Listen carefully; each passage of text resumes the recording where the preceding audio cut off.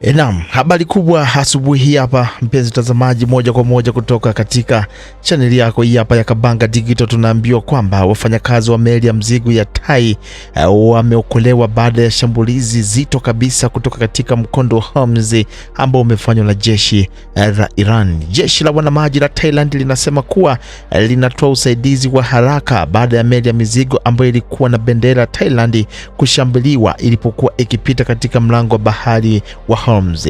Katika taarifa, jeshi la wanamaji la kifalme la Thailand limesema kwamba wafanyakazi wake takriban 23 wa Thailand walikuwa ndani ya meli hiyo. Jeshi la wanamaji la Oman limeokoa wafanyakazi takriban 20 na liko katika harakati ya kuokoa watatu waliosalia, mamlaka za Thailand zimesema. Jeshi la wanamaji la Thailand pia linasema kwamba maafisa ambao wamepokea ripoti ya awali ya tukio hilo takriban majira saa 11, lakini haikubainisha saa za katika eneo hilo. Linasema meli hiyo ilishambuliwa baada ya kuondoka kutoka katika bandari ya Khalifa, Falme za Kiarabu, saa kadhaa mapema. Chanzo cha shambulio hilo bado kinachunguzwa na taarifa hiyo. Wakati hayo yakiwa yanaendelea, Rais wa Marekani Donald Trump amesema kwamba timu ya kandanda ya Irani inakaribishwa kushiriki katika kombe la dunia. Donald Trump amesema Irani inakaribishwa kucheza kombe lijalo la dunia huko Marekani kaskazini licha ya vita vya Mashariki ya Kati, kulingana na rais wa FIFA Gianni Infantino. Katika machapisho katika ukurasa wa Instagram, mkuu huyo wa FIFA amesema kwamba alikuwa na mkutano pamoja na rais wa Marekani ili kujadili maandalizi ya mashindano hayo na baadaye ambayo yatafanyika mwaka huu ambayo timu ya Irani imefuzu. Mkuu huyo amesema kwamba wakati wa majadiliano, Rais Trump alikariri kwamba timu ya Irani bila shaka inakaribishwa kushiriki mashindano hayo katika nchi hiyo ya Marekani. Mpenzi mtazamaji, tukiwa bado tuko huko Mashariki ya Kati, tunaambiwa kwamba Irani imetishia mashambulizi dhidi ya benki za Marekani pamoja na Israeli katika maeneo hayo. Msemaji wa Katan Akbira katika ngazi ya juu kabisa ya kijeshi ya Irani ametishia kwamba Irani italenga benki za Israeli pamoja na Marekani katika eneo hilo kulipiza kisasi chake, kile anachokisema kwamba ni kulengwa katika benki nchini Irani.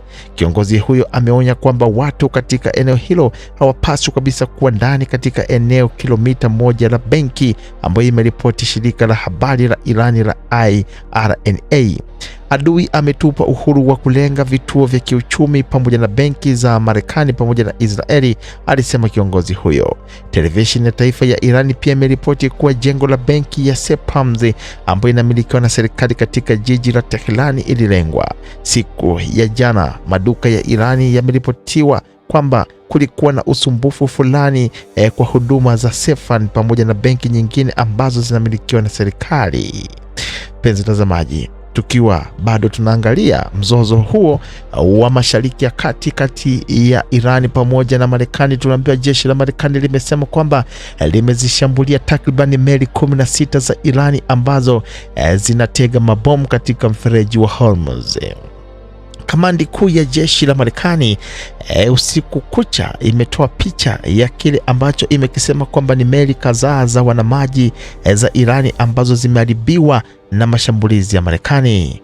Kiongozi huyo amesema kwamba malengo ambayo yameshambuliwa katika siku ya jana ni pamoja na meli 16 za kutega mabomu karibu na mlango wa bahari ya Hormuz. Mwenyekiti wa majeshi ya Marekani General Dan Crane amesema katika taarifa ya Pentagon siku ya jana kwamba kuharibu mbinu za jeshi la wanamaji la Irani ni miongoni mwa malengo matatu muhimu katika operation hiyo. Rais wa Marekani Donald Trump hapo awali alitishia kuharibu meli zozote za Irani ambazo zitajaribu kutega mabomu katika mlango wa bahari hiyo, njia kuu ya kimataifa ya meli katika Mashariki ya Kati, ambapo meli za makontena zilikuwa zikishambuliwa. Wanasema kanda hiyo ambayo imetolewa na Congress katika mtandao wa X imeonyesha meli za ukubwa mbalimbali zikilipuka baada ya kupigwa na makombora. Na tukichungulia mzozo ambao unaendelea kule nchini Ukraine, tunaambiwa kwamba Ukraine imesema kwamba imeshambulia mtambo wa kuunda makombora ya Urusi. vikosi vya Ukraine vimeshambulia mojawapo ya viwanda muhimu vya kijeshi vya Urusi, Rais Zelensky amesema. Kiwanda hicho ambacho kinazalisha vifaa vya kielektroniki pamoja na vifaa vya makombora ya Urusi. Makombora yenyewe hutumika kushambulia miji yetu, vijiji vyetu pamoja na raia, alisema rais huyo. Makombora ya British Storm Shadow yalitumiwa kushambulia kiwanda cha Crimea katika eneo la mpaka ya Barkas, jeshi la Ukraine limeripoti. Mamlaka za mitaa za Ukraine zimesema takribani raia 6 waliuawa na 42 wamejeruhiwa katika shambulio la kombora la kigaidi. Msemaji wa Rais Vladimir Putin amesema kwamba ni dhahiri kwamba urushaji wa makombora hayo, anakwambia, hauwezekani bila wataalamu kutoka Uingereza. Na tukiingia katika ukanda wetu huu hapa wa bara la Afrika, mpenzi mtazamaji, na moja kwa moja linatufikisha paka pale Kongo, ambapo tunaambiwa kwamba baadhi ya watu wamefariki baada ya drones kulipua maeneo ya Umoja wa Mataifa. Ndege zilizokuwa na rubani zimeshambulia jiji kubwa la mashariki mwa Kongo na kuua wafanyakazi wa misaada wa Ufaransa pamoja na wafanyakazi wa UN. Shirika la UN limesema, wanasema kwamba mashambulizi ya ndege zisizokuwa na rubani yalipiga mji wa Goma mashariki mwa Kongo mapema siku ya jana Jumatano na kuua takribani watu 3. Shambulio la kwanza kama hilo lilitokea katika mji huo tangu waasi wa AFC yani M23 walipoteka katika mashambulizi makali mwaka jana, kundi hilo limesema. Kundi hilo limeamuru shambulio hilo kutoka kwa jeshi la Kongo, ikisema katika chapisho lake kupitia ukurasa wa X kwamba Kinshasa ilirusha ndege zisizokuwa na rubani dhidi ya eneo la mji lenye watu wengi katika mji katika kando ya ziwa.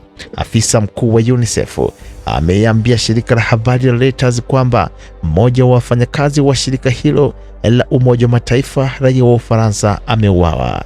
Rais wa Ufaransa Emmanuel Macron na Haji Harbi, kamishna wa Umoja wa Ulaya, wamelaani shambulio hilo kupitia chapisho katika mtandao wa X na wakitoa wito kuheshimiwa kwa sheria za kimataifa za kibinadamu na kusema kwamba wafanyakazi wa misaada hawapasi kulengwa kamwe.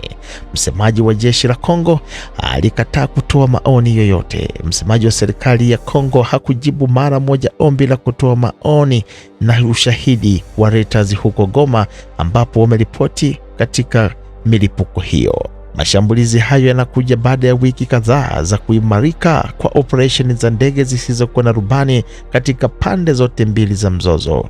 Msemaji wa jeshi la M23 Willy Ngoma aliuawa katika shambulio la ndege isiyokuwa na rubani pamoja na jeshi la Kongo karibu na mji wa kimkakati wa uchimbaji wa madini wa Rubaya, kilomita 60 kutoka Goma mnamo Februari 2026.